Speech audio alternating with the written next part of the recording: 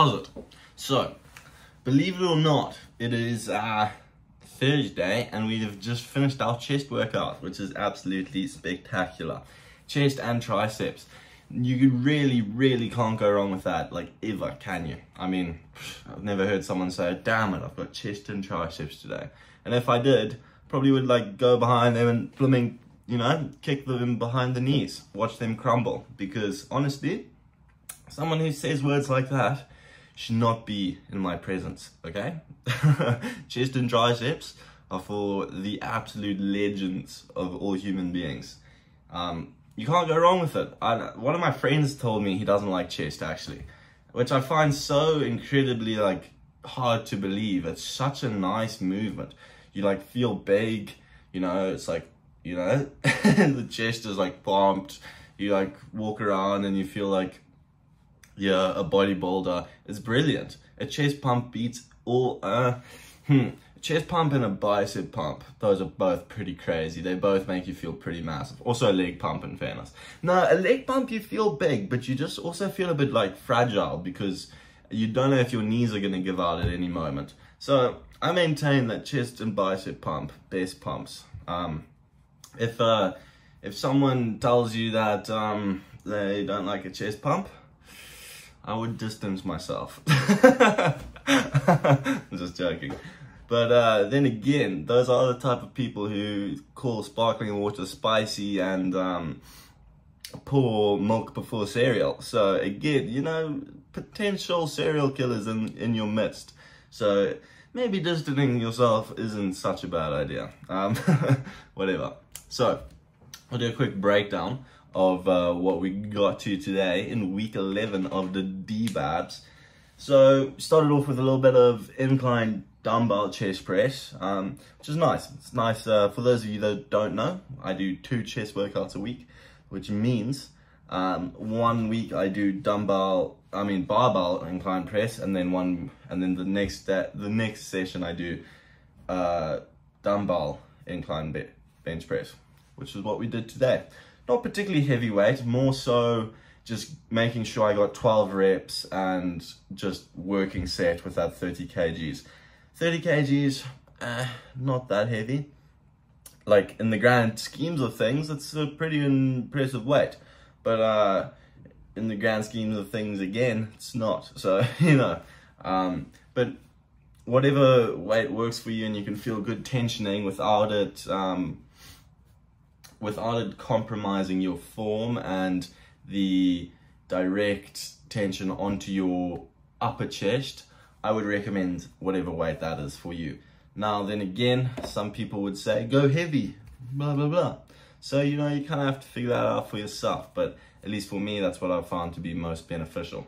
Now, we supersetted that with rope tricep extensions on the cable machine, which were wonderful.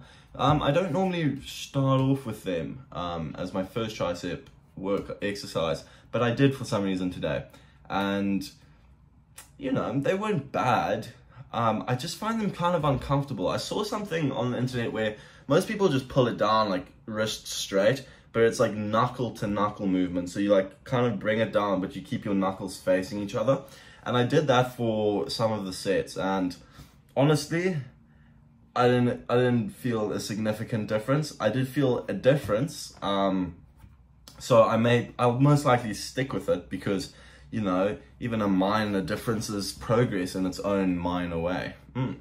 So, yeah, in terms of that, nothing too fancy, nothing too special. Just really holding it at the top and like hyperextending my tricep just to get that like extra squeeze and extra push out of it, which is wonderful, great, brilliant, superb. Then next up we did a flat bench dumbbell flies, and we supersetted that with V-bar tricep extensions.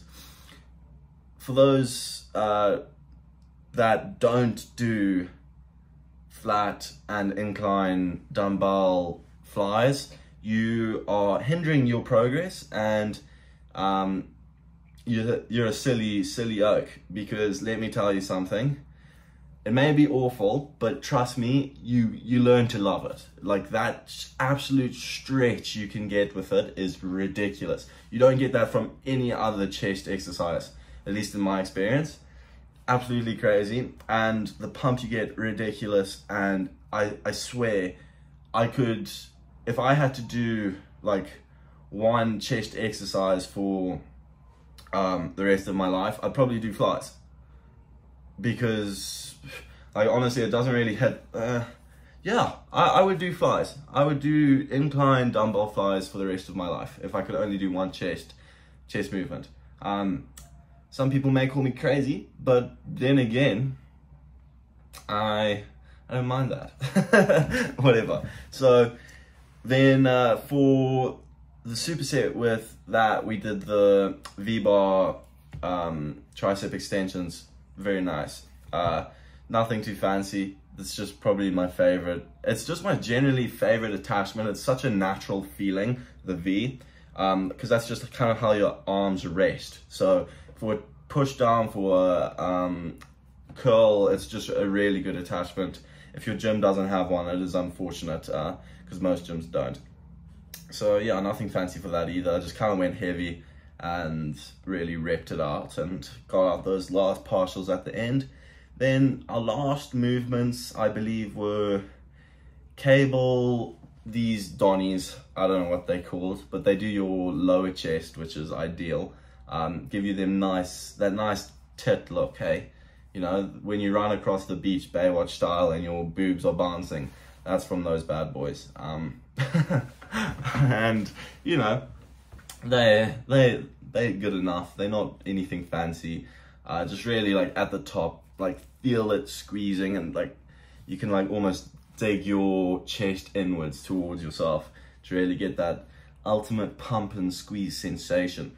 We supersetted that with overhead rope extensions, these bad boys. And again, just a really good tricep movement. It kind of, I think those three tricep movements cover most, if not all, of your tricep heads. I would recommend doing dips as well. I should actually start doing dips again and cut out one of those movements. Most likely rope push downs, because dips absolutely fry your tricep. Fry it.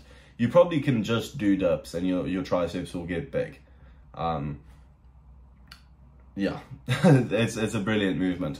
So in the gym, I was kind of, you know, looking around, experiencing the atmosphere, and I was getting a pretty, I won't say why, but I was thinking about a situation I was witnessing, and it was like a bit of a, are you a man of your word sort of thing, or a woman of your word, or whatever. And it's just kind of like, I feel it's so important nowadays, especially because with all the things on the internet and all these like social media, you can create like a facade of everything, and being a person of your word has become so much more rare, I feel, and it's such a valuable and important thing for everyone to have. And like at the end of the day, you can be a pretty like standard outrageous person, but if you like always stick to your word, you're going to be far more trustworthy and far more reliable than the majority of other people out there. And that's, I think reliability is such an important and key factor in just everything in life. You know, like it's showing up, it's doing it well. It's in gym especially, do you show up? Like you can create this facade of,